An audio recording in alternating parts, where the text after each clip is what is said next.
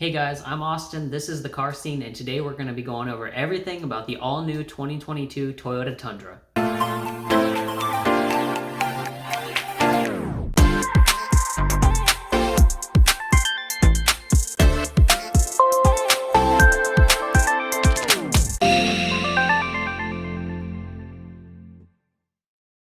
Hey guys, so in today's video we're going to hit the specs, the trim, and the differences in the new Tundra. So first things first, talking about the specs, we've actually got no more V8 option. It's actually a twin turbo V6. It's a 3.5 liter, and you've got a hybrid and non-hybrid option available now. The numbers are 389 horsepower, 479 torque on what they're calling the new iForce motor. So iForce used to be the term for the larger 5.7 liter V8. iForce is now a twin turbo 3.5 liter V6. Like I said, 479 pound-foot of torque. The hybrid option they're calling iForce Max. So what the iForce Max engine is, same 3.5 liter turbocharged engine, but now you've got an electric motor and a battery pack on board. You're getting 437 horsepower, 583 pound-foot of torque. That is class-leading torque number, especially for a half-ton truck.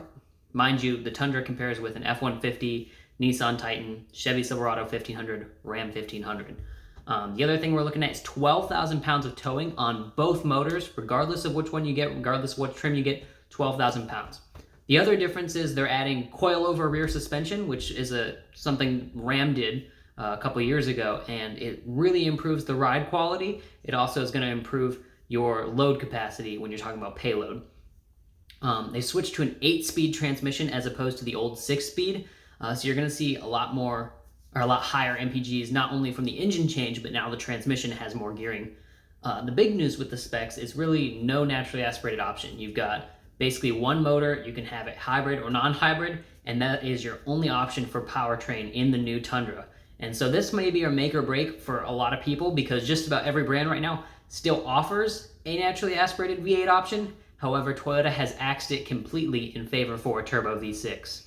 Okay guys, so Toyota hasn't necessarily released the pricing and thus hasn't really released the trim levels of the new Tundra. So we're basing this on the pre-production models that we've seen, as well as the history of Toyota and their lineup for what type of trim levels that we can expect.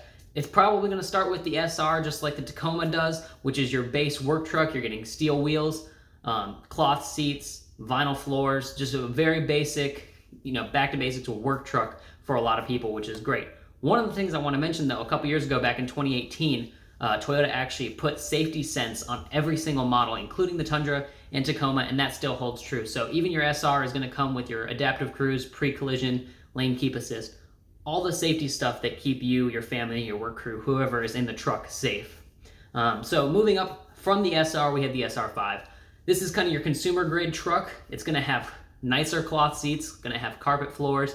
It's going to give you a center console as opposed to a bench, as well as a lot of the connectivity and maybe a slightly larger screen. A lot of the features that we've all come to expect that aren't really standard features.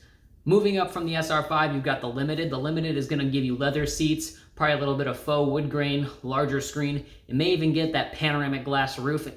Standard in the Limited, you might have to add a package. We'll see when they release pricing. And then from there, we can expect the 1794 edition, which is their ranch style luxury. That's going to be your High Country in a Chevy. It's going to be your King Ranch in a Ford. It's going to be your Lariat in a Ram.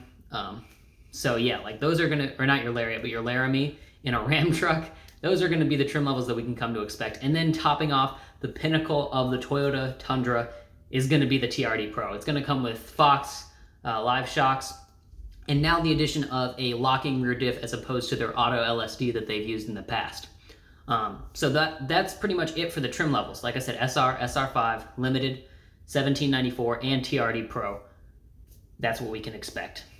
So to kind of recap everything that we talked about with 2022 Tundra today, we're going to go over the big differences. Big difference number one, it's now a hybrid. There was never a hybrid before. It was a naturally aspirated V8 truck. It wasn't really focused on being economical. It was focused on being reliable and being usable.